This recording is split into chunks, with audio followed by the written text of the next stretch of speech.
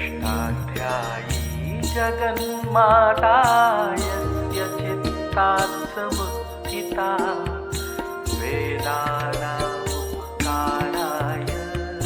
तस्मै पाणिनये नमः।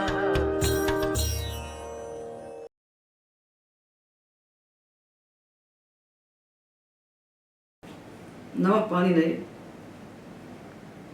हम लोग संस्कृत में प्रवेश करने के लिए पाणिनि व्याकरण को पढ़ रहे हैं और उसके लिए सबसे पहला विचार है वर्ण मात्रिका का विचार। तो हमने अपनी अनादि वर्ण मात्रिका का विचार किया और स्वरों व्यंजनों के भेदों को जाना। अब हमारे पास एक प्रश्न उठता है कि जब हमारे पास एक वर्ण मात्रिका है और सुव्यवस्थित है, बिल्कुल वैज्ञानिक विधि से बनी हुई है, जिसमें वर्णों के उच्चारण स्थानों को देखते हुए, उनके प्रयत्नों को देखते हुए इन वर्णों का स्थान निश्चित किया गया है, तो इस अनादि वर्ण मात्रिका के रहते हुए माहेश्वर सूत्र क्यों प्रकट हुए? भगवान पाणिनि व्याकरण बनाना चाहते थे। ऐसा व्याकरण बनाना चाहते थे जिससे लोक और वेद के सारे शब्द सिद्ध हो जाएं। उनके पहले भी बहुत सारे वैयाकरण हुए, उनमें से अनेकों का नाम तो भगवान पाणिनि ने स्वयं अपने अष्टाध्यायी में लिया है आदरपूर्वक, किंतु ऐसा व्याकरण अभी तक बन नहीं पाया था जो लोक और वेद के सारे शब्दों को व्युत्पन्न कर सके। तो ये संकल्प था भगवान पाणिनि का। तो उन्होंने जब देखा कि इस वर्ण मात्रिका से तो व्याकरण नहीं बनता, तो उन्होंने तपस्या की और कठोर तपस्या की, घोर तपस्या उन्होंने की और भगवान शिव को प्रसन्न कर लिया। तो भगवान शिव प्रसन्न हुए तो उन्होंने डमरू बजाया, नर्तन किया। तो 14 बार उन्होंने डमरू बजाया। तो उनके डमरू के निनाद से, आवाज से, ध्वनि से ये 14 सूत्र प्रकट हुए। तो भगवान महेश्वर से प्राप्त होने के कारण इन्हें माहेश्वर सूत्र कहा जाता है और ये माहेश्वर सूत्र ही व्याकरण के मूलाधार है। तो ये कैसे प्रकट हुए और इनका क्या प्रयोजन है, ये हम आपको बताते हैं। तो एक उक्ति है कि नृत्यावसाने नटराज राजो ननाद झक्काम नव पंचवार। उन्होंने 9 और 5 14 बार ढक्का को बजाया और ढक्का को बजाने से ये शिव सूत्र पैदा हुए। इनको शिव सूत्र जाल कहते हैं, शिव सूत्र जालम। उद्धर तु कामस्तनकादि सिद्धा नेतद विमर्शे शिव सूत्र जालम। तो ये 14 सूत्र किस प्रकार से प्रकट हुए, किस क्रम में प्रकट हुए, ये इतने विलक्षण सूत्र हैं कि इन पर पूरा पाणिनि का अष्टाध्यायी का जो भवन है वो इन पर टिका हुआ है। तो पहला सूत्र उसमें प्रकट हुआ अ ई उण। अ ई उण, अ ई उ को बांध दिया उणा से। आ ई उ, इन 3 वर्णों को, 3 अक्षरों को उणा से बांध दिया पकड़ कर। तो ये बांध कर रखते हैं वर्णों को, इसलिए इन्हें हम अनुबंध कहते हैं। और ये चले जाते हैं इसलिए इनको इत कहते हैं। इति गच्छति इति इत। तो इन 14 सूत्रों के अंत में एक एक वर्ण हमको मिलेगा, एक एक अक्षर हमको मिलेगा जो सूत्र में तो रहेगा और प्रक्रिया में चला जाएगा, उस समय नहीं हमको सुनाई पड़ेगा।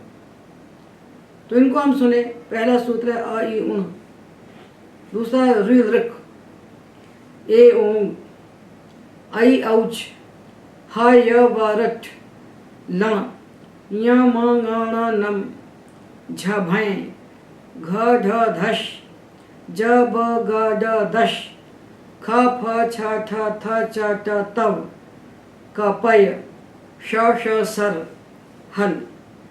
ये वास्तव में एक एक अक्षर एक एक सूत्र है। अ ई उ ये सब अलग अलग है। तो ये 14 सूत्र है। तो अनादि वर्ण मात्रिका के रहते हुए इन सूत्रों की आवश्यकता क्यों पड़ी, इसका हम विचार करें कि अभी तक जो वर्णमात्रिका हमने पढ़ी, का खा का गंगा चा छा झा झा इत्यादि, इस वर्णमात्रिका में से हमसे कोई कहे कि आप 2 अक्षर एक साथ बोल दीजिए, तो नहीं बोल सकते। हमें काखा कहना है तो काखा ही कहना पड़ेगा, आ ई ऊ कहना है तो आ ई ऊ ही कहना पड़ेगा, दूसरा कोई उपाय नहीं है। कोई ऐसा उपाय इसके पहले नहीं था महाश्वेत सूत्रों के पहले जो एक से अधिक वर्णों को एक साथ समाहित करके बोल सके। तो ये महाश्वेत सूत्र जो प्रकट हुए, इनसे हम 2, 4, 10, 20, 25 पूरे के पूरे स्वर, पूरे के पूरे व्यंजन एक साथ बोल सकते हैं। तो इसकी विधि क्या है जिसलिए प्रकट हुए हैं, तो ये हम आपको बताते हैं। हमने माहेश्वर सूत्र पढ़े, 14 माहेश्वर सूत्र। उसमें जो अयोन में नकार है, ऋलिक में ककार है, एओंग में गकार है, अयोच में चकार है। इन माहेश्वर सूत्रों के अंत में जो हल है उसका नाम इत है। हमने हलंत्यम सूत्र से उसकी इत संज्ञा की, येषाम अंत्या इतः। इन माहेश्वर सूत्रों के अंत में रहने वाले जो हल हैं, हल यानी व्यंजन, उनकी हमने हलंत्यम सूत्र से इत संज्ञा की और इत संज्ञा करके तत्सलोपा सूत्र से उनका लोप कर दिया। और लोप करने का फल ये हुआ कि हम उस इत संज्ञा को उसके पहले वाले किसी वर्ण से जोड़कर हम प्रत्याहार बना सकते हैं।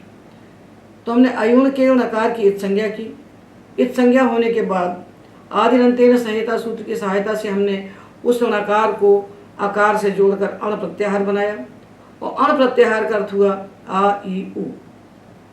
औना जो था, जो अंत में बैठा था, जिसकी हमने इत संज्ञा की थी, उसका तस्लोपा से हमने लोप कर दिया। तो गणना में नहीं आएगा। जब हम अयुण बोलते हैं तो हमें 4 अक्षर दिखते हैं, और जब प्रत्याहार बनाते हैं अण, तब भी उणा हमें दिखाई पड़ता है। किंतु जब हम उसको गिनते हैं कि अण में कितने अक्षर आए, तो आदि का आता है और मध्य के आते हैं, आ ई उ, ये 3 का बोधक होता है और नकार का लोप हो जाता है। तो लोप होता क्या है, लोप का क्या अर्थ होता है, व्याकरण में लोप का क्या अर्थ होता है? तो लोप का अर्थ होता है अदर्शनम लोपः। ये 20 पृष्ठ पर है, 88 क्रमांक की संज्ञा है लोप। अदर्शनम लोपः, लोप का अर्थ नाश नहीं है, क्योंकि नश धातु भी जो है वो नश अदर्शने अर्थ में है। नाश का अर्थ भी अदर्शन है, जो वस्तु है और होते हुए भी दिखाई न पड़े, उसका नाम लोप है। न दिखना ही लोप है, क्योंकि व्याकरण शास्त्र में शब्द को नित्य माना गया है। शब्द नष्ट नहीं होता, वो नित्य है। तो शब्द का नित्यत्व स्वीकार करने वाले वैयाकरण लोप का अर्थ नाश नहीं कर सकते, और नाश का अर्थ भी अदर्शन ही मानते हैं। तो जो है और दिखाई न पड़े, उसका नाम लोप है। तो अयुण में नकार है, इत संज्ञा करने के समय है, प्रत्याहार बनाने के समय है, किंतु बाद में जब प्रत्याहार के भीतर हम वर्णों की गणना करते हैं उस समय वो नहीं है। तो हम इन सूत्रों में लोप करते हैं इत संज्ञकों का। धातु आएंगे, धातुओं में भी हम लोप करेंगे, आगम आएंगे, वहाँ भी हम लोप करेंगे। तो उपदेशावस्था में अंतिम हल की हमने इत संज्ञा की, एक सूत्र हमने इत संज्ञा का पढ़ा। इस संज्ञा का पूरा प्रकरण हम जब धातु से प्रत्यय लगाएंगे उस समय हम पढ़ेंगे। यह हमने आवश्यकता अनुसार एक सूत्र उपस्थित किया उसमें से, और इसके साथ हमने लोप संज्ञा को जाना कि जो है और दिखाई नहीं पड़ता, तो प्रसक्त के अदर्शन की लोप संज्ञा होती है। जो प्रसक्त है पर दिखाई नहीं पड़ता है। तो अयुण में णा है, ऋलिक में का है, एवं में गा है, अयौच में चा है, किंतु प्रत्याहारों के बनने के बाद जब हम वर्णों की गणना करते हैं तो हमको दिखाई नहीं पड़ते हैं। तो ये प्रसक्त के आदर्शन की लोप संज्ञा होती है। तो देखिए, जो इत है ये वस्तुतः पाणिनि शास्त्र के प्राण हैं। ये चलाते हैं पाणिनि के शास्त्र को, तो ये चले जाते हैं, इनका लोप हो जाता है। इसलिए सब इनको ऐसा नहीं समझना चाहिए कि ये जब चले गए तो इनसे हमें क्या लेना देना है। तो ये चले गए हैं, पर शास्त्र को यही चला रहे हैं। ये नहीं होंगे तो पाणिनि का शास्त्र नहीं चलेगा। इसलिए हम आपको सरलतम भाषा में, बच्चों की भाषा में बता रहे हैं कि 14 सूत्र बने हैं। इनके भीतर वे सारे स्वर और सारे व्यंजन हैं जो हमने वर्ण मातृका में पढ़े। हमने 9 स्वर पढ़े, 25 स्पर्श पढ़े, 4 अंतस्थ पढ़े और 4 उष्ण पढ़े। तो 25, 4, 29, 4, 33 ये व्यंजन हमने पढ़े और 9 हमने स्वर पढ़े। तो 33 और 9 42। यही वस्तुतः मुख्य वर्ण है और बाकी तो भेद से प्रकट होते हैं। तो ये 42 अक्षरों को लेकर ये 14 सूत्रों में विभाजित कर दिया। जब भगवान शिव ने डमरू बजाया तो जो जो लोग जिस जिस प्रयोजन से तपस्या कर रहे थे उनको वही वही सुनाई पड़ा जिसके लिए वो तपस्या कर रहे थे, जिसको सिद्धि स्वरूप चाहते थे। तो चूंकि भगवान पाणिनि शब्द शास्त्र के लिए तपस्या कर रहे थे तो उनको भगवान शिव के डमरू से, धक्का से ये 14 सूत्र उन्हें सुनाई पड़े और इसी पर उन्होंने व्याकरण का निर्माण किया। तो अयुण में अणा की इत संज्ञा हो गई क्योंकि ये हल है। अब हल क्यों है? हल इसलिए है कि यहाँ जो हाय व्रत का हा है, इससे लेकर के अंत मिला है, उससे इसको जोड़ने से हल प्रत्याहार बनता है। इसलिए हल का अर्थ होता है व्यंजन। तो आई उण में ना हल है, ऋलिक में का हल है, ए ओंग में गा हल है, अयोच में चा हल है, हाय व्रत में टा हल है। इस प्रकार 14 माहेश्वर सूत्रों के अंत में जो हल लिखे हुए हैं, इन पर अपनी दृष्टि रखकर हम विचार करें कि ये जो अंतिम हल है, ये 14 सूत्र कहलाए पाणिनि के उपदेश, पाणिनि से उपदिष्ट हैं। तो उपदेशावस्था में जो अंतिम हल होता है उसकी संज्ञा होती है। तो ये 14 हल जो माहेश्वर सूत्रों के अंत में जुड़े हुए दिख रहे हैं हमको, इनकी हमने संज्ञा कर दी और तस्य लोपा से इनका हमने लोप कर दिया। तो अब प्रश्न होता है कि जब लोप करना था तो इनको लगाइए क्यों? प्रयोजन तो होना चाहिए। प्रयोजन के बिना तो कोई कार्य होता नहीं। प्रयोजन मनुद्देश्य न मंदों पे प्रवर्तते। मंद से मंद व्यक्ति भी बिना प्रयोजन के काम नहीं करता। तो आचार्य पाणिनि, भगवान पाणिनि, तो इनका प्रयोजन क्या बनता है? तो इनका प्रयोजन है आदिरंत्येन सहेता, आदि अंत्येन सह इता। 4 शब्द हैं इसमें। आदि अंत्येन सह इता। इता में तृतीय है, अंत्येन में तृतीय है और आदि ही में प्रथमा है। ये सहार्थ तृतीय है। तो अंतिम इत के सहित जो आदि, अंतिम इत के सहित जो आदि, ये 14 सूत्रों में जो 14 हल अंत में लगे हुए हैं, जिनकी हमने इत संज्ञा की है, यही अंत इत है। इन अंत इत को उनके पहले वाले किसी आदि वाले में जब मिला देते हैं तो जो बनता है, तैयार होता है। जैसे आई उण के णा को हमने लिया, ये अंतिम इत है, इसको हमने आ से मिला दिया तो बन गया अण। ये जो अण बना, इसका क्या नाम है? इसका नाम है प्रत्याहार। प्रत्याहार का अर्थ होता है प्रत्याह्रियन्ते, संक्षिप्यन्ते वर्णा अस्मिन् असौ प्रत्याहार। जिसमें वर्णों का संक्षेप कर दिया जाता है उसका नाम होता है प्रत्याहार। तो ये हमने पहला प्रत्याहार बनाया अण। अब आ को ना से मिलाया और आ और ना के बीच में जो आए अक्षर, तो कौन कौन से आए? बीच में तो ई उ आए और आदि में जो आ है उसको ही मिला दिया। तो अण का अर्थ हुआ आ ई उ। अंत्य इत के सहित जो आदि, अंत्य इत के सहित जो आदि, अंत्य इत है ना, उसके सहित आदि है आ।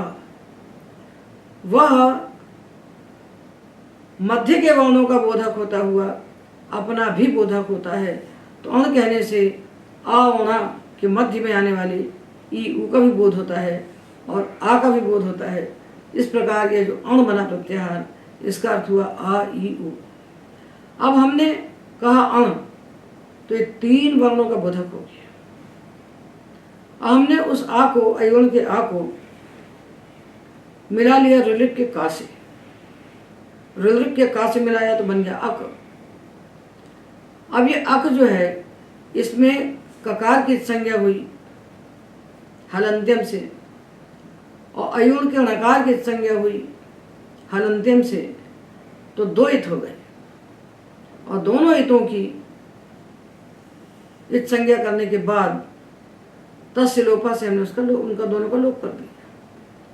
तो अब आ से का के बीच में जो बच गए वर्ण, इत को हटाने के बाद और आ को मिला करके ये हुए 5, आ, ई, उ, री और ली, ये 5 हो गए। तो अण कहने से 3 का बोध हुआ आ, ई, उ। अक कहने से 5 का बोध हुआ आ, ई, उ, री, ली।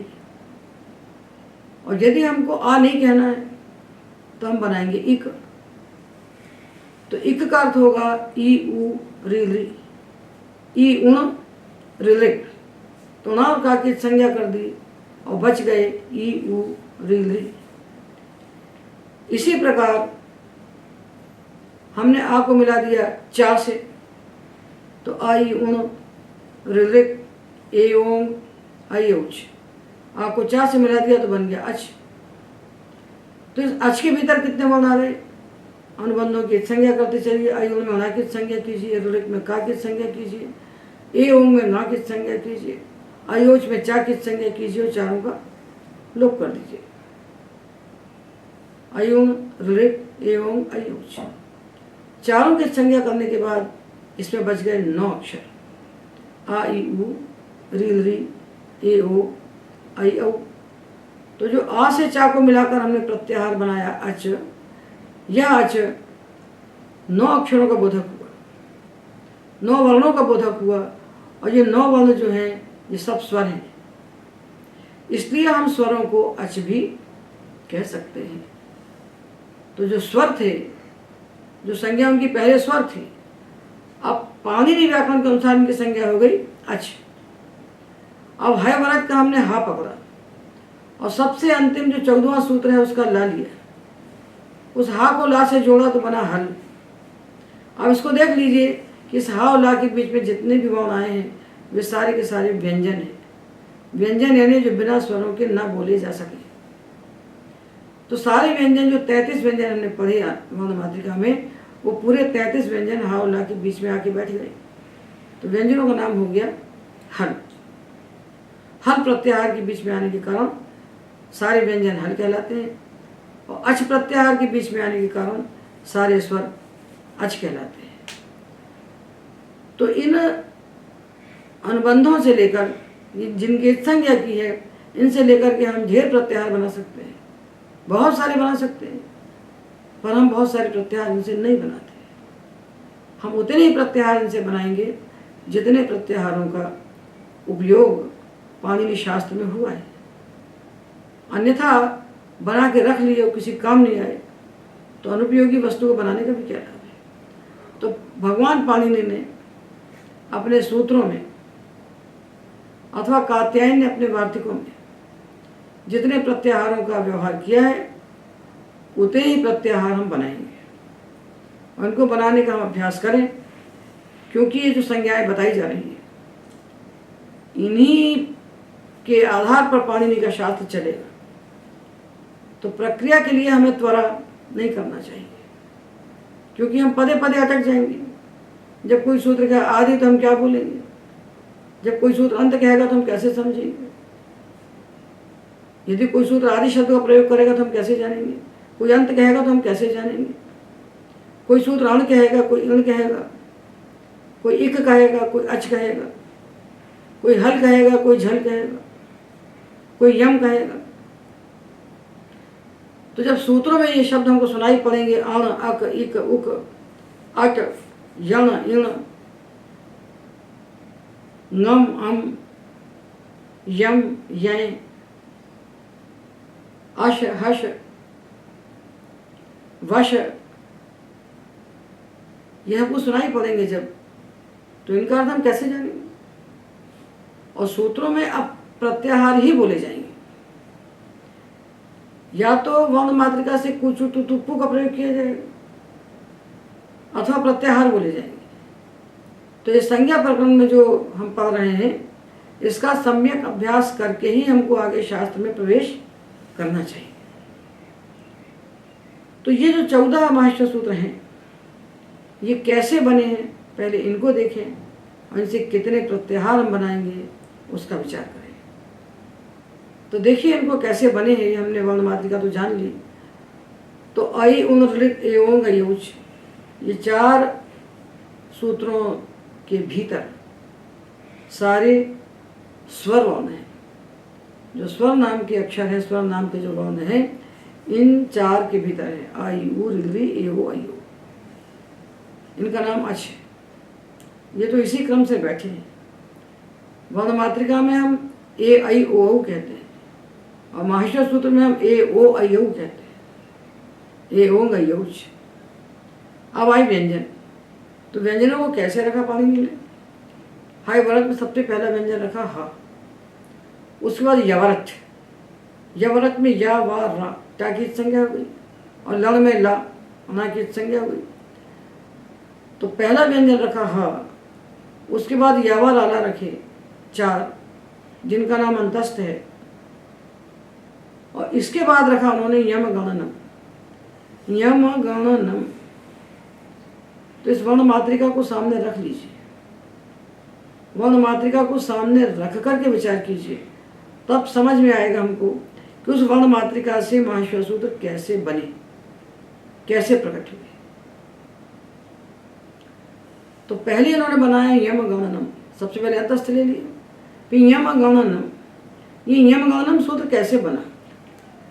तो जो 5 वर्ग हमने पढ़े, कुचु टु तुप्पू, इन 5 वर्गों का पांचवा अक्षर ले लिया। तो काखा का गा से लिया गा, चाछा जाझा यहाँ से लिया यहाँ, टाठा डाढ़ा ना से लिया हाँ, और ताथा दाधा ना से लिया ना, और पाफा बाबा माँ से लिया माँ। 5 वर्ग के पांचवें अक्षरों को लेकर उन्होंने बना दिया यम गणनम। ये क्रम है इन माहेश्वर सूत्रों की संरचना का। तो सबसे पहले अच, सबसे पहले स्वर, स्वर के बाद हा, उसके बाद अंतस्थ, अंतस्थ के बाद 5 वर्गों के पांचवें अक्षर। फिर बनाया झ भय घ ढ धश, झ भ घ ढ ध। ये कौन से अक्षर हैं? ये प्रत्येक वर्ग के चौथे अक्षर हैं। झ चवर्ग का चौथा है, भ पवर्ग का चौथा है, घ कवर्ग का चौथा है, ढ टवर्ग का चौथा है, और धा तवर्ग का चौथा अक्षर है। तो 5 वर्गों के चतुर्थ वर्णों को लेकर के बनाया झ भ घ ढ ध से 2 सूत्र बनाए। तो पहले 5वें, उसके बाद चौथे। तो हम समझ सकते हैं कि आगे आएंगे तीसरे, दूसरे, पहले, उल्टे क्रम से चल रहे हैं। 5 4 3 2 1 के क्रम से उन्होंने वर्णों को इसके भीतर संयोजित किया। तो अब आया ज ब ग ड दश।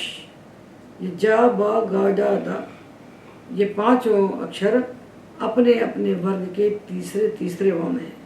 ज चवर्ग का तृतीय है, ब पवर्ग का तृतीय है, ग कवर्ग का तृतीय है, ज ब ग ड टवर्ग का तृतीय है, और द तवर्ग का तृतीय है। तो जब ग ड दश उन्होंने बनाया, तो प्रत्येक वर्ग के तीसरे अक्षरों को लेकर ये माहेश्वर सूत्र बना। ये बने बनाए सूत्र भगवान शिव ने दिए, जिसके आधार पर व्याकरण खड़ा हो गया, जो सारे संस्कृत वाङ्मय का द्वार है। अब आए खाफा छाठा था, इसके बाद कोई अनुबंध नहीं लगाया उन्होंने। तो द्वितीय व्यंजनों को हम अलग से नहीं बोल सकते, उनको प्रथम के साथ बोलना पड़ेगा। तो खाफा छाठा था, ये प्रत्येक वर्ग के दूसरे व्यंजन हैं, और चाटा कापा चटता कपय, ये 5 प्रत्येक वर्ग के पहले व्यंजन हैं। तो इस प्रकार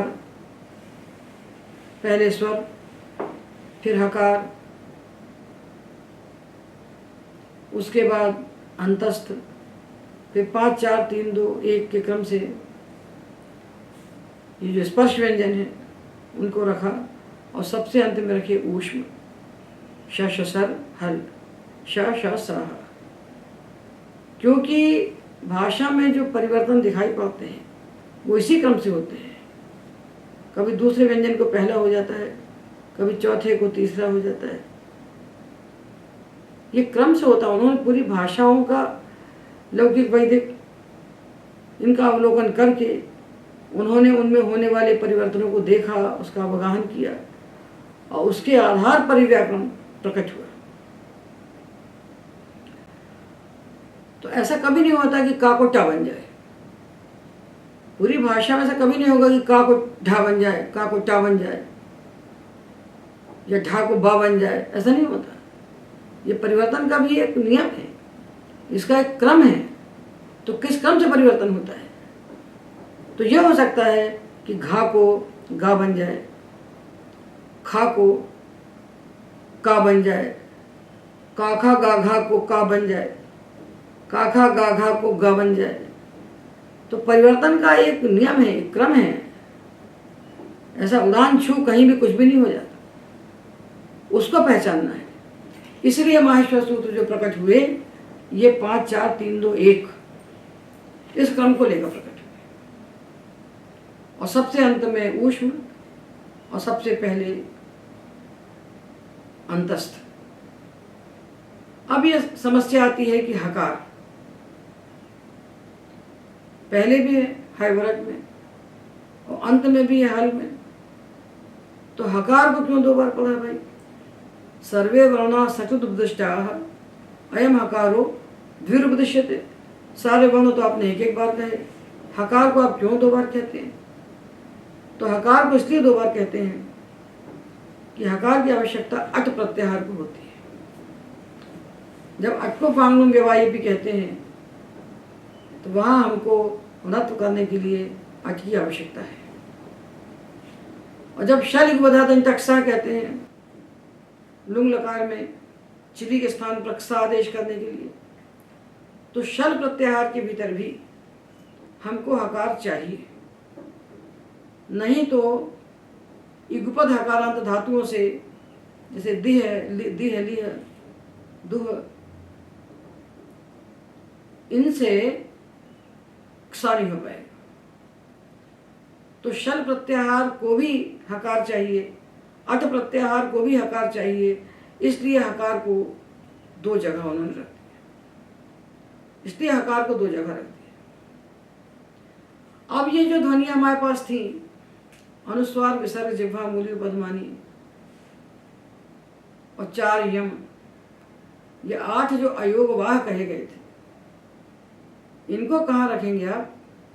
इनको भी तो किसी प्रत्याहार में होना चाहिए। तो उनके लिए भाष्यकार कहते हैं कि इनका पाठ अट में मान सकते हैं और शर में भी मान सकते हैं। तो कभी ये अट प्रत्याहार में मान लिए जाते हैं, जब अट में मान लिए जाते हैं तब तो ये स्वर में जाते हैं, और जब शर में मान लिए जाते हैं तो ये व्यंजन में जाते हैं। तो अयोगवाह अट प्रत्याहार में भी है और शर प्रत्याहार में भी है। तो इस प्रकार हमने माहेश्वर सूत्रों की संरचना को जाना, ये कैसे बने और इनका प्रयोजन है प्रत्याहार बनाना, और प्रत्याहार कितने बनते हैं। तो ये क्रम से हमने लिख दिया है अष्टाध्यायी सहज बोध के 7वें पेज पर, पहले पाठ के। इसी के क्रम से हम चलेंगे तो अध्येताओं को अभ्यास के लिए सुविधा होगी। और विशिष्ट बातें जो आएंगी, जो इसके बाहर की यदि कोई बात आ जाती है, जैसे यम नहीं है पुस्तक में, तो उनको जब हम बोले तो उसको लिख लेना चाहिए। तो आई उन का जो ना है, इससे एक प्रत्याहार बनता है, वह है आम। और जो ऋलिक का का है, इससे 3 प्रत्याहार बनते हैं, अक, इक और उक। एवं के गा से केवल एक प्रत्याहार बनता है, एंग। अयौच के 4 से 4 बनते हैं, अच, इच, एच और ऐच। हैवरत के टा से एक प्रत्याहार बनता है अट, और लण के णा से 3 प्रत्याहार बनते हैं अण, इण और यण। ये जो इण है ये हमेशा पर नकार से बनता है। देखिए इसमें 2 नकार हैं, एक नकार है अयुण में और दूसरा नकार है लण में। तो अयुण के नकार को पूर्व नकार कहते हैं और लण के नकार को पर नकार कहते हैं। तो इण प्रत्याहार हमेशा पर नकार से बनता है और अण प्रत्याहार हमेशा पूर्व नकार से बनता है, एक सूत्र को छोड़कर। अनुदित सवर्ण से जहाँ प्रत्यय सूत्र आएगा वहाँ पर अण को हम पर नकार तक मानेंगे, बाकी पूरे शास्त्र में जहाँ भी आवश्यकता होगी वहाँ अण को हम पूर्व नकार से ही मानेंगे।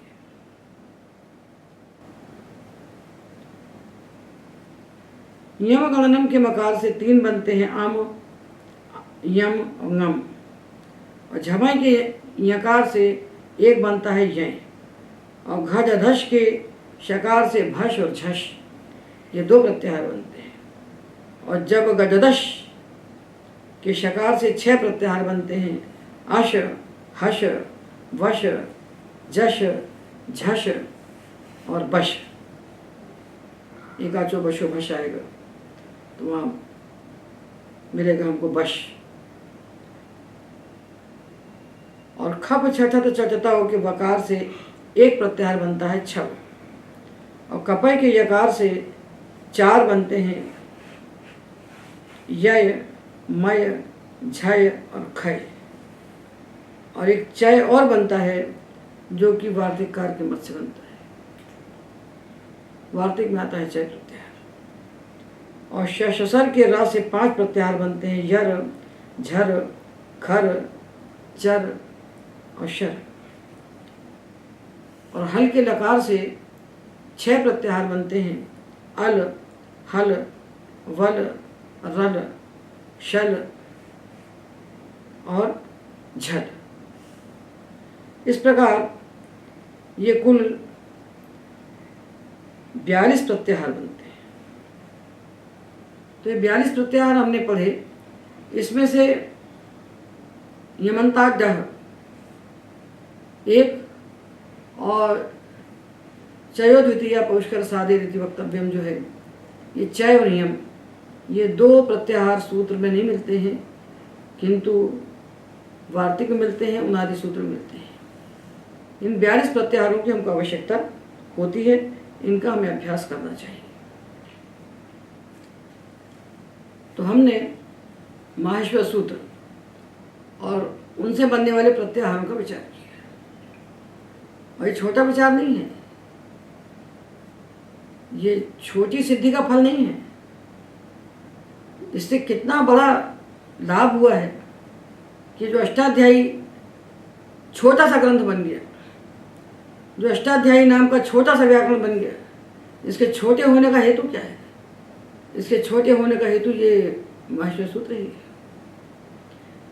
यदि माहेश्वर सूत्र नहीं होते तो प्रत्याहार नहीं बनते, और प्रत्याहार नहीं बनते तो जो यण संधि होती है, इक के स्थान पर यण होता है अच परे होने पर,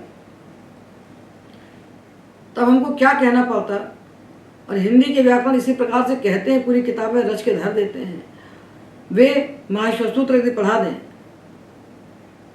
तो कितना सरल सुगम हो जाए बच्चे के लिए। माहेश्वर सूत्र तो पढ़ने वर्ण मात्रिका, और माहेश्वर सूत्र तो पहली क्लास में होना चाहिए बच्चों के लिए, पहली कक्षा में होना चाहिए। उसको ना पढ़ाने से पूरी जिंदगी जिंदगी स्वर व्यंजन का ज्ञान ही नहीं होता, उच्चारण का ज्ञान ही नहीं होता, अपना खुद का नाम ही उच्चारण नहीं कर पाते हैं। नाम बड़े बड़े सुंदर धूल धूल के रखते हैं, और पूछिए तो 10 बार पूछना पड़ता है, करते रहो। क्या नाम है? मीर। क्या नाम है? मीर। अब मीर क्या है? तो ना स्वर का ज्ञान होता, ना व्यंजन का ज्ञान होता, ना उच्चारण की पद्धति का ज्ञान होता। इसलिए पहली शिक्षा है वर्णोच्चारण शिक्षा। वर्णों को कैसे उच्चारण करना, कौन सा वर्ण किस स्थान से बोला जाता है, उसका क्या प्रयत्न है, उसको कैसे बोला जाना चाहिए, ये जो पहला पाठ होता है वर्णोच्चारण का, इसको तो प्रत्येक बच्चे को पढ़ाना ही चाहिए। और ये पढ़ाना माता पिता का दायित्व होना चाहिए। हम अपने बच्चे को स्कूल के शिक्षक के हाथ में सौंप देते हैं, स्कूल के टीचर के हाथ में।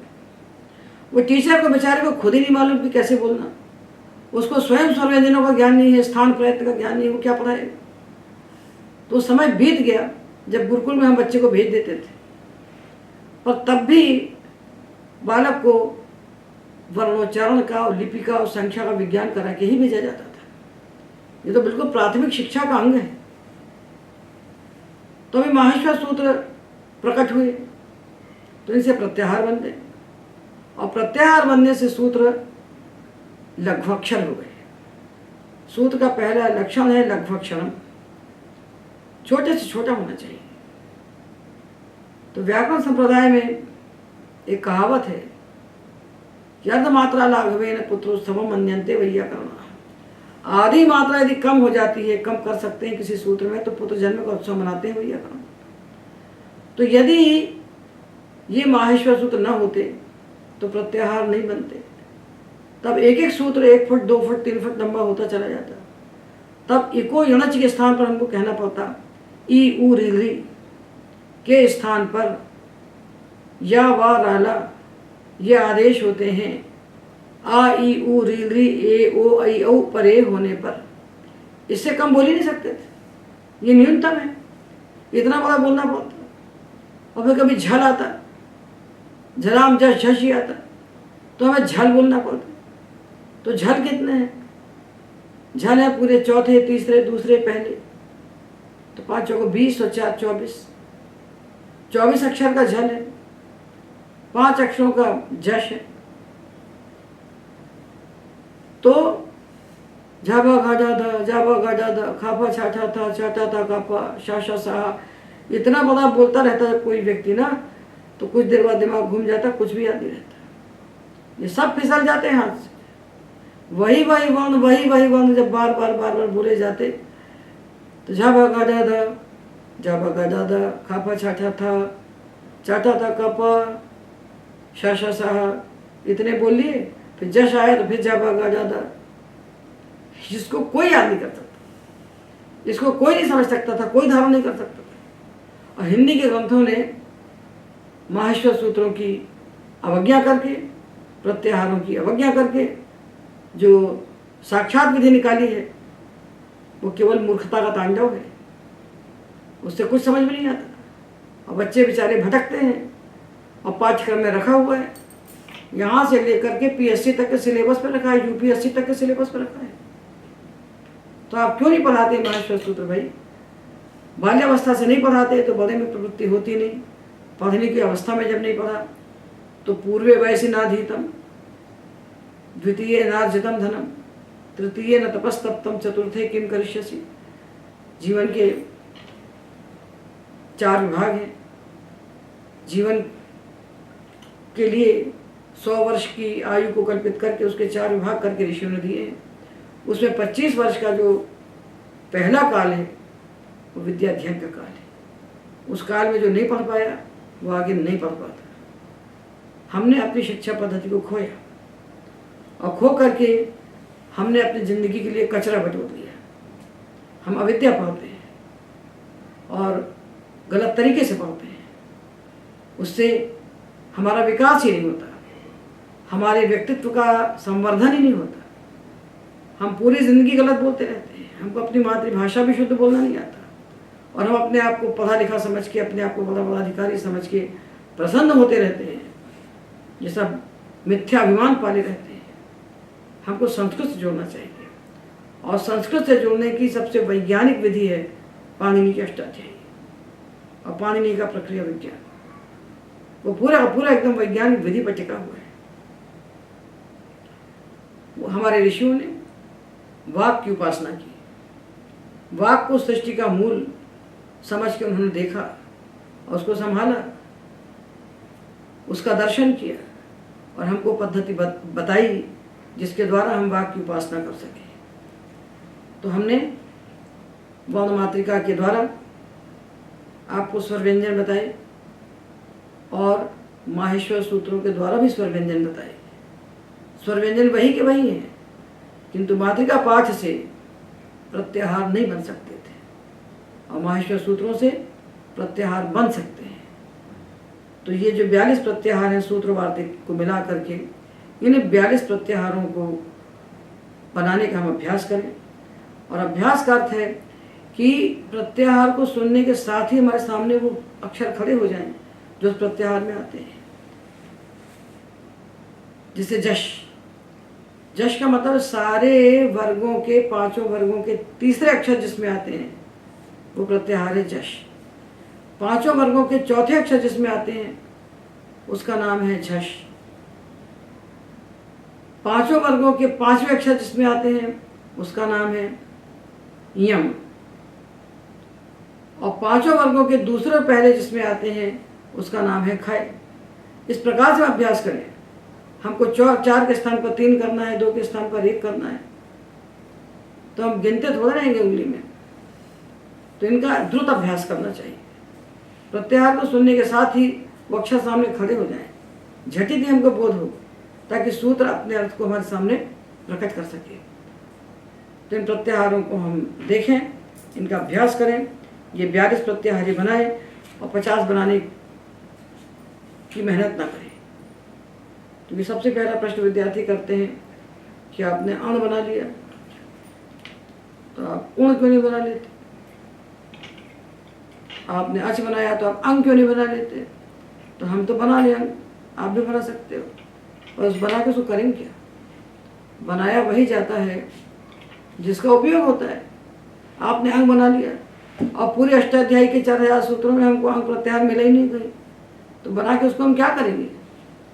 तो हमें उतने ही प्रत्याहार बनाना है जितने प्रत्याहारों का पाणिनि शास्त्र में उपयोग हुआ है। और अनावश्यक हमको नहीं बनाना, उससे हमारा प्रयत्न व्यर्थ होगा, अनर्थक होगा। तो इस प्रकार ये एक पाठ हमारा समाप्त हुआ। हमने इसके पहले के पाठ में वर्णमात्रिका को जाना और उन वर्णों को अलग अलग करके हमने जाना कि 9 स्वर हैं, 25 वर्गाक्षर हैं का से माँ तक, जिनका नाम स्पर्श है, 4 अंतस्थ हैं और 4 ऊष्म हैं। इसके अतिरिक्त अनुस्वार, विसर्ग, जिह्वा, मूली, पद्मानी, ये 4 और 4 यम, ये 8 अयोग वाह हैं। और वर्णों को जब हम बोलते हैं तो कार प्रत्यय लगाकर बोलना चाहिए, ताकि उस वर्ण का स्वरूप सुरक्षित रहे। बिना प्रत्यय के बोलने पे थोड़ा सा बोलने में विलंब हुआ तो ह्रस्व का दीर्घ हो जाएगा।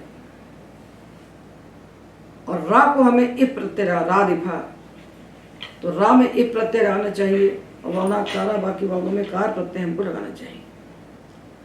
और अनुपूर्वी का हमें अवश्य ज्ञान होना चाहिए कि कोई भी शब्द है तो उसमें वर्ण किस क्रम से बैठे हुए हैं। ये नहीं आता, बच्चों को नहीं आता तो नहीं आता, बड़ों को भी नहीं आता। हमने कहा शुद्ध में कौन सा अक्षर आधा है, कौन सा पूरा? तो बोलता है कि वो नीचे जो लगा है ना, नीचे जो लगा है शुद्ध में वो आधा दिखता है और ऊपर पूरा दा दिखता है। जब हम शुद्ध लिखते हैं तो दिखता हमें दा पूरा है, नीचे दिखता धा आधा है। बस को बोल के देखते हैं तो शुद्ध शुद्ध, ये दा आधा है। आधे का मतलब होता है जिसमें कोई स्वर ना हो। आधा अक्षर किसको कहते हैं? आधा कहते हैं व्यंजन। व्यंजन की आधी मात्रा होती है, व्यंजना वर्ण मात्रिका। आधी मात्रा व्यंजन की होती है और स्वर की मात्रा 1, 2, 3 हो सकती है। उनकी 1, 2, 3 मात्राएं होती हैं, स्वर की कभी आधी मात्रा नहीं होती। व्यंजना वर्ण मात्रिका, व्यंजन की आधी मात्रा होती है। तो शुद्ध जब कहते हैं तो सबसे पहले आता है शकार, उसके बाद उकार, शा के बाद ऊ हमें दिख रहा है, उसके बाद दा के नीचे धा लिखा हुआ है। इस संरचना को देखिए कि ऊपर का अक्षर हमेशा आधा होता है और नीचे का पूरा होता है, उसके बाद आ सुनाई पड़ रहा है। तो जिसके तत्काल बाद स्वर बैठा है उसको हम पूरा कहते हैं। तो शा ऊ दा धा आ, ये अनुपूर्वी है। शा ऊ दा धा आ, एमए हो जाते हैं, पीएचडी हो जाते हैं, प्रोफेसर भी हो जाते हैं। और शुद्ध संस्कृत पढ़ना नहीं आती। बड़े बड़े छंद जो हैं संस्कृत के, बड़े बड़े वृत्त जो हैं, बड़े बड़े वृत्त हैं, छोटे छोटे वृत्त भी छोड़िए जो है 8-8 अक्षर के अनुष्ठ, वो भी पढ़ना नहीं आता। तो संधि को तोड़ तोड़ के गिनते रहते हैं, पढ़ते रहते हैं। ये सब अंग्रेजों ने चलाया है, ये उनकी कूटनीति का फल है, और हमने उपेक्षा की अपनी खुद की, उसका फल है। तो जब तक हम ये एक एक बात जो बताई जा रही है, एक एक संज्ञाएं जो बताई जा रही है, हमको बहुत मेहनत करना चाहिए कि हम शुद्ध बोल सकें और शुद्ध पढ़ सकें। हमारा जन्म भारत में हुआ है, इतना भरा पड़ा है हमारा वाङ्मय, इतना नीति शास्त्र है, इतने सारे नीति के श्लोक हैं, इतना बड़ा स्तोत्र साहित्य है, इतना विपुल है और इतना अनुपम है। इसको पढ़ने के अधिकारी तो हम बने। व्याकरण पढ़ के अर्थ जानना बात की बात होगी, कम से कम स्वर व्यंजन को जान करके उच्चारण की पद्धति को तो हमें सीखनी चाहिए। तो आनुपूर्वी बड़े बड़े शब्द आते हैं, और संस्कृत में लाघव के कारण एक के नीचे एक आ जाते हैं। 2 व्यंजन हैं तो एक ऊपर रहेगा, एक नीचे लिखा जाएगा। हमेशा ध्यान रखिए कि ऊपर वाला आधा होता है और नीचे वाला पूरा होता है। जब हम कहते हैं द्वार, द्वार, तो हमें पूरा दा दिखता है, उसके नीचे हमें वा लगा हुआ दिखता है आधा। आँख से ऐसे दिखता है कि दा तो पूरा दिख रहा है, नीचे वा लगा हुआ है। तो बच्चा गलती नहीं करता, उसको तो दिख रहा है, ऐसे दिख रहा है कि वा आधा लटका हुआ दिख रहा है, नीचे ऊपर पूरा दा दिख रहा है। पर बोल के देखिए द्वा, जब द्वा कहते हैं तो आ किसके साथ बोला जा रहा है? वा के साथ। द्वा तो वा सुनाई पड़ रहा है ना, तो आ की मात्रा तो वा में लगी हुई है। दा आधा है, दा आधा है, दकार, दकार बकार आकार, दकार बकार आकार, और उस रा, उसके बाद रा, और रा के बाद छोटा आ। ये जो छोटा आ है ह्रस्व, जो हिंदी के शब्दों के अंत में आता है, ऐसे अकारांत शब्द, आदंत शब्द हिंदी में हलंत बोले जाते हैं। ये हिंदी का ऐसा संस्कार बन चुका है। हिंदी में हम राम कहते हैं, राम कहते हैं, महेश, गणेश, सुरेश, ये सब हम शकारांत बोलते हैं, इनको हम अकारांत नहीं बोलते। ये इतनी बड़ी बाधा बनती है संस्कृत का पाठ करते समय, गद्य पद्य पढ़ने के समय इतनी बड़ी बाधा बनती है कि वो हिंदी भाषी पढ़ ही नहीं पाते इसको। तो इसके लिए बहुत आवश्यक है कि हम वर्ण मातृका को जानें, आनुपूर्वी को जानें, और संस्कृत के लिपि विज्ञान को जानें कि एक अक्षर जो ऊपर होता है वो आधा होता है और नीचे वाला पूरा होता है।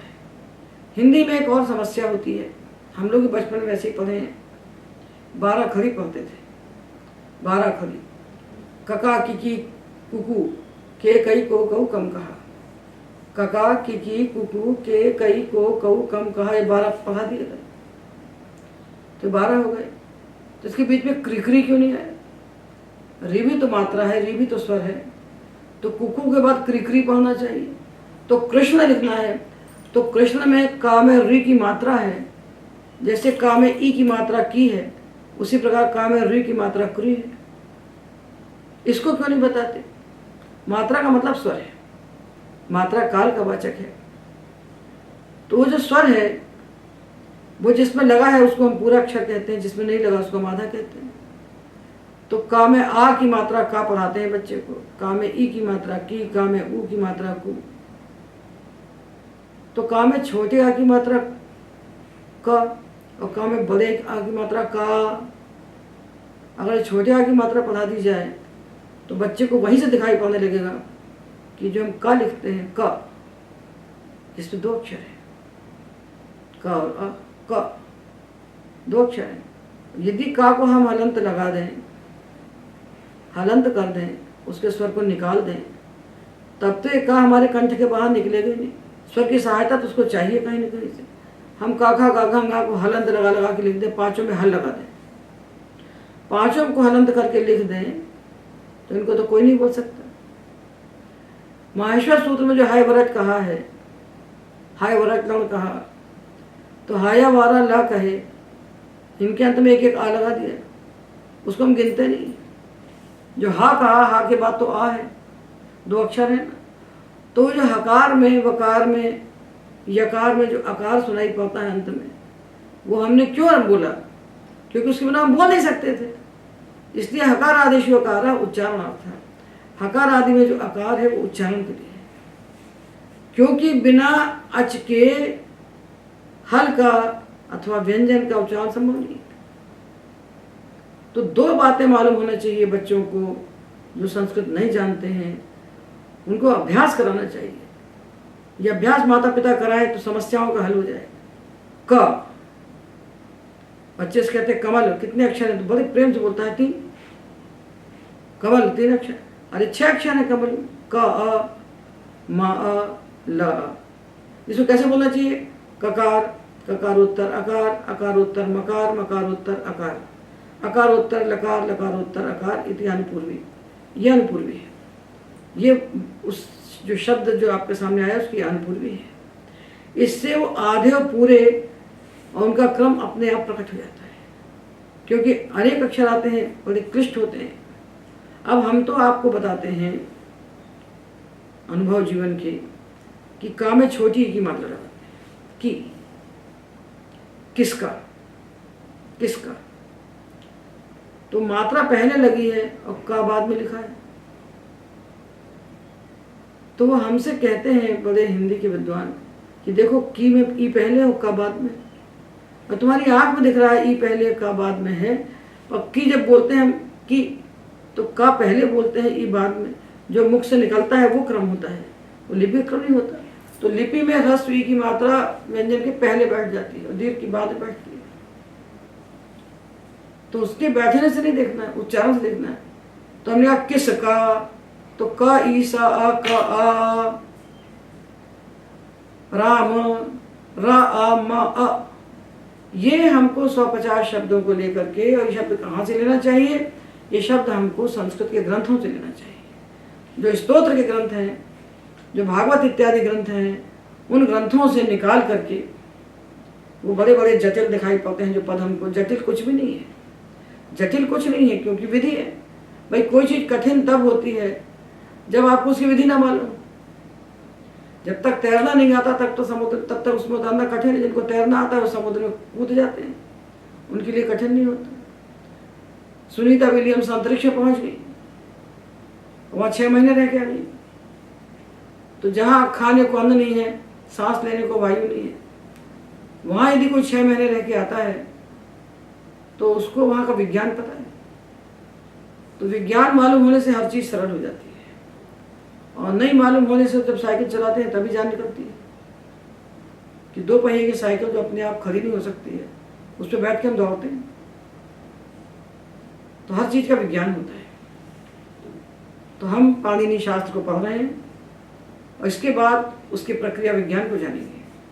प्रक्रिया विज्ञान का मतलब शब्द कैसे बनता है, और शब्द को बनाने के लिए हमको कोई साधन चाहिए।